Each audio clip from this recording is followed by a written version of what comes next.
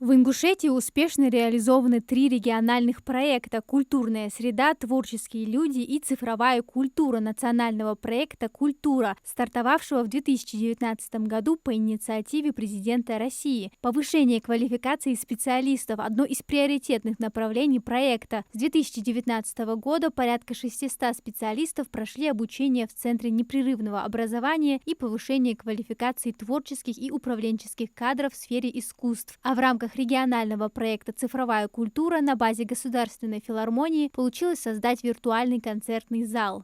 Это специализированное оборудование, полностью подготовленное для организации прямого эфира ведущих коллективов Российской Федерации, театральных учреждений, концертных учреждений, где желающие посетить это мероприятие, жители республики могут прийти в виртуальный концертный зал, ознакомиться с сеансами. В данном случае, если говорить о виртуальном концертном зале, который сейчас установлен, Государственная филармония периодически выставляет афишу мероприятий и даты, когда они будут прийти. И любой житель Республики Ингушетия может посетить это мероприятие и в прямом режиме реального времени увидеть концерты ведущих коллективов. Общий объем финансирования нацпроекта составил более 850 миллионов рублей, из них 820 миллионов рублей средства федерального бюджета. В рамках регионального проекта «Культурная среда» в Ингушетии за последние 6 лет проведена реконструкция и капремонт 13 зданий. Это, например, Ингушский государственный театр юного зрителя в Назране и Центр театра, кино и креативных индустрий в Магасе. Мы видим позитивные изменения в культурной жизни республики. Растет интерес к искусству, раскрываются таланты наших детей и молодежи. Инвестиции в культуру – это вложение в будущее, в духовно богатую и процветающую Ингушетию. В этом нам помогает национальный проект «Культура», инициированный президентом России. Нацпроект «Культура» дает мощный импульс развитию культурной сферы по всей стране, и Ингушетия является активным участником этого важного процесса.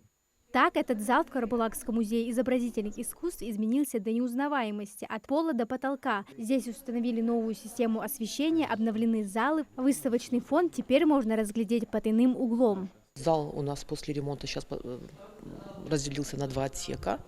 И благодаря этому площадь увеличилась, и мы смогли отделить, допустим, экспозицию, отдельную сделать выставку работ, можно сказать, очень известных художников Российской Федерации, бывшего Советского Союза. Работы очень интересные, очень известные, мировые имена.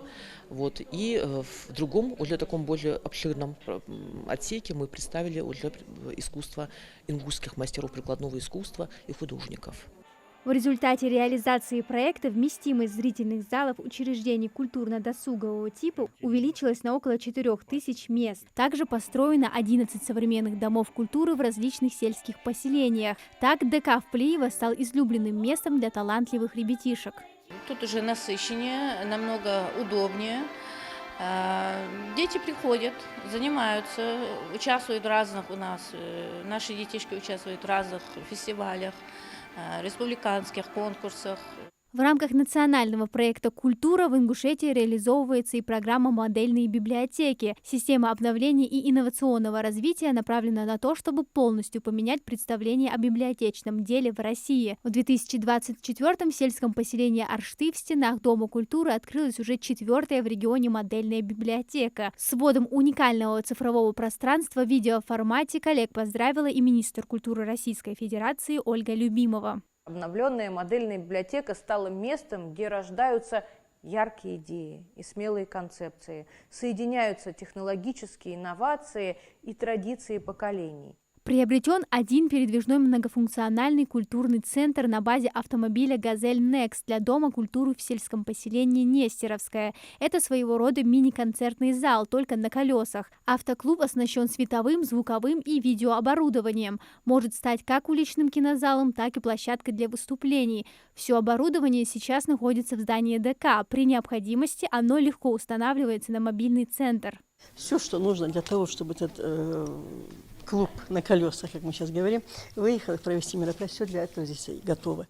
В рамках нацпроекта с 2019 года в регионе оснастили 3 образовательных учреждений культуры. Это детская школа искусств в Карабулаке, музыкальная школа в Малгобеке и Государственный колледж искусств в Сунже. Культурно-образовательные учреждения получили новые музыкальные инструменты, оборудование и учебные материалы, а также многое другое.